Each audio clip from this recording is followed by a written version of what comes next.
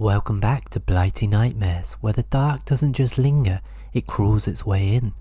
It's March, spring stirring the world awake, but some things rise that should stay dead and buried.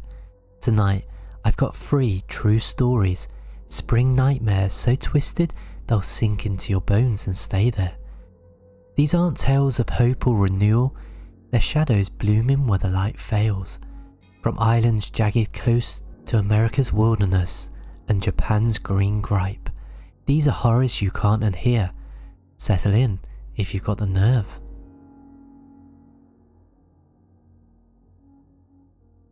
We start in Dingle Island, March 2020, a coastal town where the cliffs loom like broken teeth and the sea growls through the night.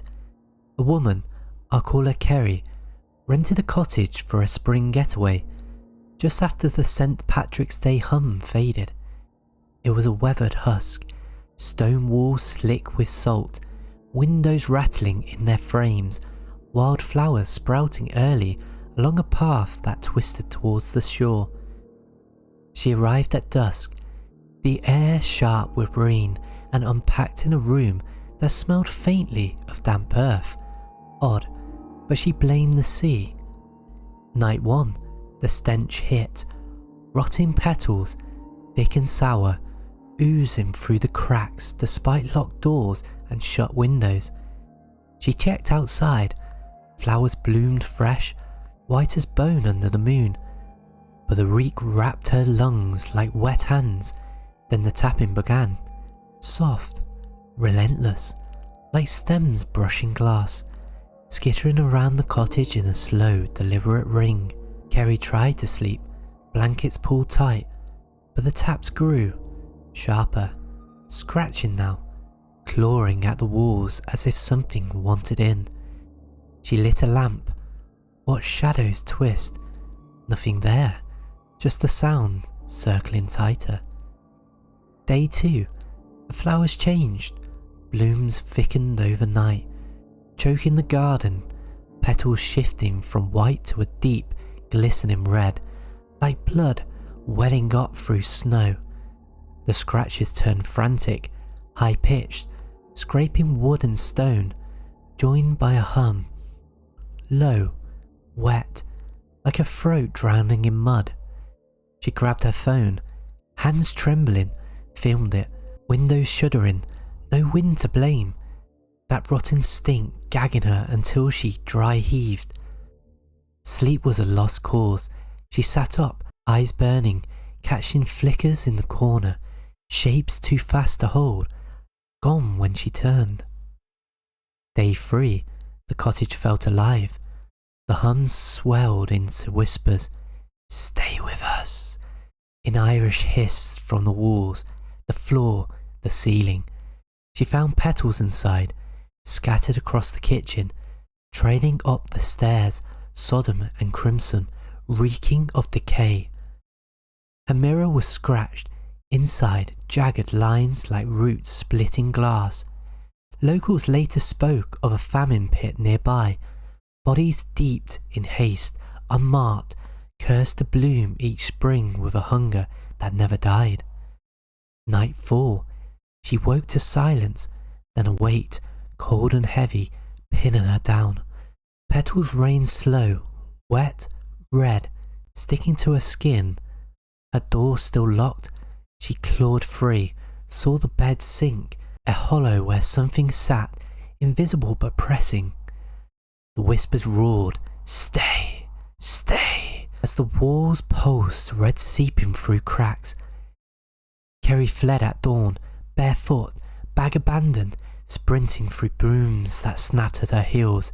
She crashed with a friend inland, showed off the stink, but it lingered in her hair, her clothes, her breath. Weeks later, her garden, miles from Dingle, erupted with those red flowers, unplanted, choking the grass. She burned them, moved twice, but every March they returned, pushing through pavement, tapping her windows, leaving petals on her pillow, streaked with something too dark to be sap. She hears the hum now, faint, relentless, whispering her name when the lights go out.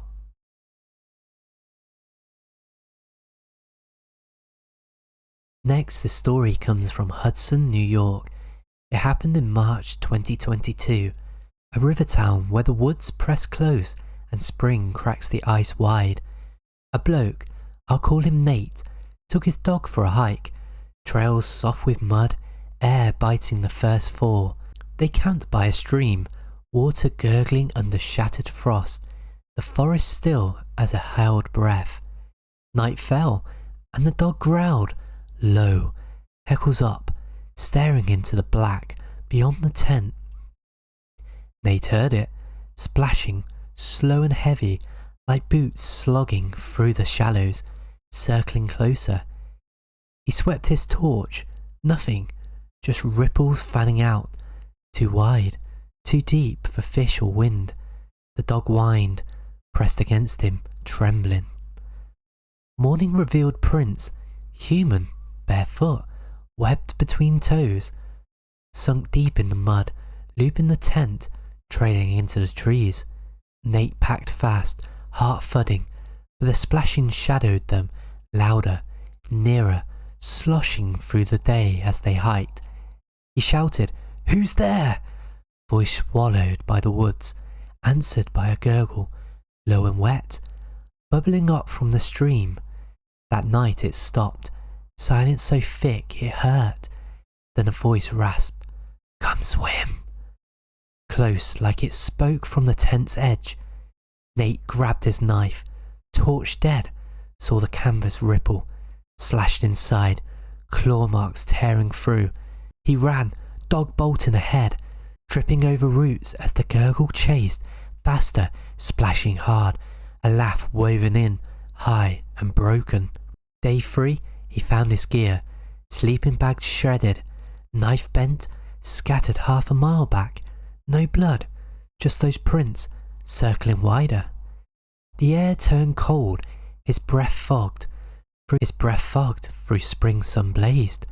Locals muttered of a fisherman drowned decades back, pulled under when the ice split, body never found, said to crawl out each fall, hungry for company. Nate pushed on, reached his car, windows fogged, swim, scratch inside the glass.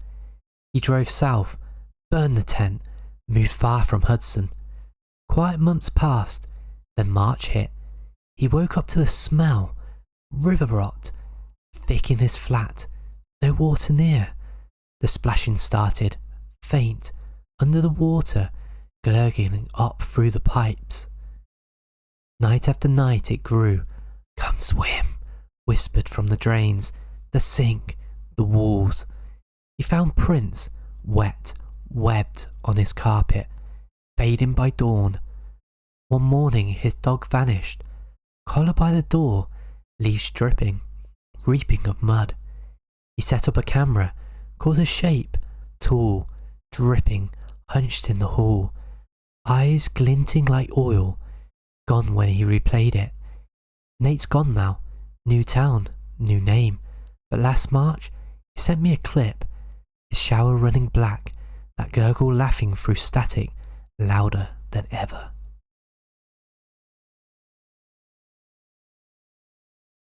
I heard of this story from Japan. In March 2023, quiet town where spring greens the hills and old houses sag. A woman, I'll call her Hannah, visited her grand's place, empty since her death 2 years back. The garden exploded with buds, too early, too thick, spilling over walls like a tide. Night 1, Hannah heard rustling, leaves shifting inside. Through every window stayed locked. She checked, vines snaked across the floor, thin and black, retreating when she flicked lights on, gone when she rubbed her eyes. The air smelled, sweet rot, like fruit left to fester, clinging to her skin. Day 2. The green took root, walls pulsed with sap, buds bursting from plaster, floorboards groaning as roots split them. Whispers came, "Grow with us," in Japanese, seeping from the ceiling, the corners, the dark. She set up her phone, caught vines curling through her bed, slow and deliberate, snapping back at dawn. The smell thickened, choking and coating her throat. She found Gran's diaries, sprawled tales of a pack, blood spilled for the land's bounty, bound to spring's fresh breath. Day 3, the house breathed, walls swelling, contracting, green vines threading the paint. She woke to taps fingers on glass, soft, but the sealed attic no ladder reached. Night 4, it turned. Hannah felt it, cold, alive, vines brushing her legs under the sheets. She bolted up, nothing there, but the bed creaked, sinking where she laid.